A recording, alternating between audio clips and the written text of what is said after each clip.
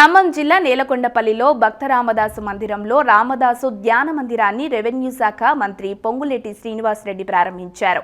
ఈ సందర్భంగా మంత్రి మాట్లాడుతూ భక్త రామదాసు నడయాడిన స్థలానికి ప్రపంచ స్థాయిలో గుర్తింపు తీసుకువస్తామన్నారు.